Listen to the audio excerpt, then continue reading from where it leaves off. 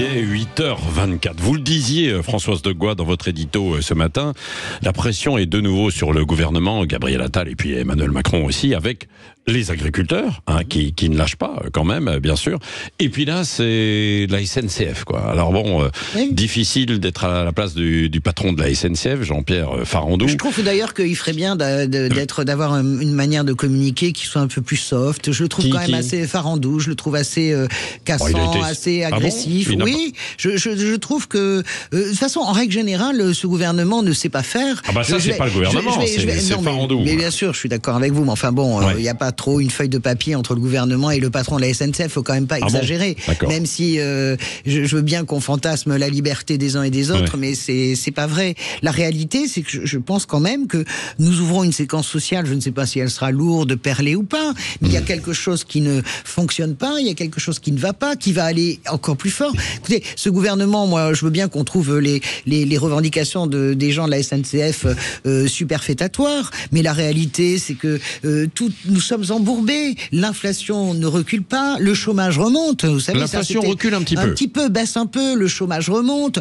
On a un durcissement annoncé par Gabriel Attal, je le redis, sur les précaires, parce que pour moi... Les bourses flambent. Non, mais ok, oui, bien sûr, et voilà. Donc les bourses flambent, le travail du capitalisme financier fonctionne. Si je comprends bien, vous comprenez justement le mouvement des contrôleurs. Mais non seulement je le comprends, mais je pense que ça ne peut aller qu'en s'aggravant, parce que je vous le redis... ils sont quand même pas à la rue, quoi, si. Mais écoutez, c'est pas le problème d'être... C'est comme les agriculteurs. Pourquoi est-ce que vous... Alors là, vraiment, je suis pas d'accord, et Elisabeth va répondre. Pourquoi est-ce que vous considérez que les agriculteurs, c'est légitime quand 20%... Très bien, c'est bonne question à Elisabeth Lévy. Il y a une réponse assez simple. Il y a une réponse assez simple à cela. Il y a une réponse assez simple à ça. Et évidemment, les agriculteurs, ça ne veut rien dire. Alors que les contrôleurs, ça veut dire quelque chose. Disons qu'en termes de statut, voilà, les agriculteurs, ça veut rien dire. La réponse à votre question est simple. C'est-à-dire que, bon, il y en a un petit pourcentage qui gagne très bien. Voilà, c'est ça. 20% qui touchent 80% des aides de la PAC. Et les autres qui vivent avec 500 euros par mois et qui bossent 60 heures. Parce qu'il n'y a pas de contrôleur qui gagne 500 euros par mois, parce qu'il n'y a pas de contrôleur qui ne gagne absolument pas de quoi vivre. Alors qu'il y a des agriculteurs qui gagnent de... Non, François, mais il y a des agriculteurs qui ne gagnent pas de quoi vivre. Donc, ça, c'est la première chose. La deuxième chose, c'est toujours la même histoire. C'est évidemment un problème de rapports sociaux, de rapports de force. Maintenant, si vous voulez, c'est simple. Quand les contrôleurs vont demander une augmentation, vous savez bien qu'à la fin, c'est nous qui épongeons les dettes de la SNCF, c'est pour notre pomme. Donc, si vous voulez, moi, c'est comme quand on me dit les patrons doivent augmenter. On a eu cette discussion vraie voix. Très bien. Moi, je vois bien que je ne peux pas augmenter, par exemple, les salaires à causeur, malheureusement, même pas, et pas le mien d'ailleurs, tout simplement parce qu'on ne gagne pas assez d'argent. Bon, c'est le problème de la presse aussi, c'est autre chose.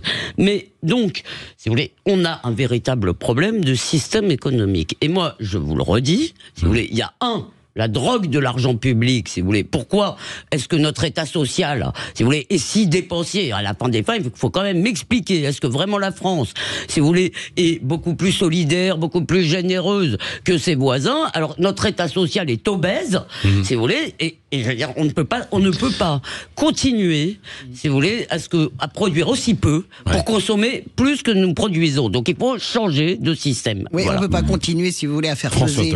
On ne peut pas continuer à faire peser l'ensemble de la France et l'ensemble du système économique français sur le capital du travail. Je le redis, la réalité, c'est qu'il y a un décalage. Vous aurez beau expliquer tout ce que vous voulez sur l'obésité du système social, quand vous avez 200% d'augmentation de dividendes ou de bénéfices, quand vous avez les grandes boîtes qui crèvent tous les plafonds et que vous avez dans le même temps, dans un mouvement parallèle, et qu'on ne pourra pas empêcher les gens d'associer une réduction, un durcissement des règles du chômage, le RSA contre des heures de travail, eh bien, évidemment, vous êtes un Français, vous regardez ça, vous dites, il y a quelque chose qui ne va pas. Le RSA contre des heures de travail, les Français sont à fond pour. Et ils ont bien raison. Revenons quand même à la SNCF. Oui, les contrôleurs. Mais ce week-end. Ils ne font pas de grève uniquement pour leur salaire, ils font des grèves pour les investissements. Écoutez, moi je veux bien qu'on passe notre vie à expliquer. Non, attendez, c'est leur principale revendication. Derrière, évidemment, ils mettent un petit peu d'investissement, etc. Mais c'est tout à fait normal. vous passez votre journée, moi aussi, Elisabeth un peu moins, parce qu'elle s'en fiche peut-être plus.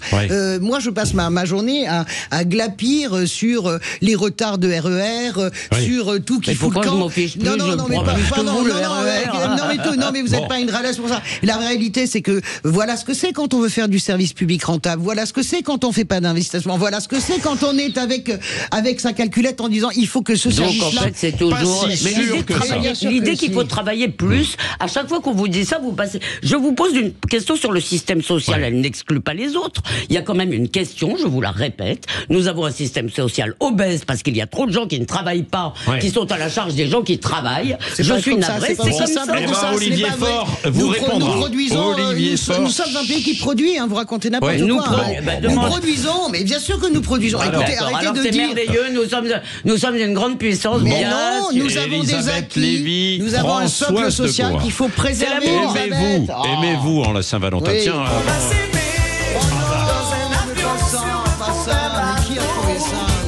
C'est quoi votre morceau préféré? Moi, c'est Jacques Brel. Quand on a que l'amour, bien sûr. Ah ben voilà. Que l'amour. Merci.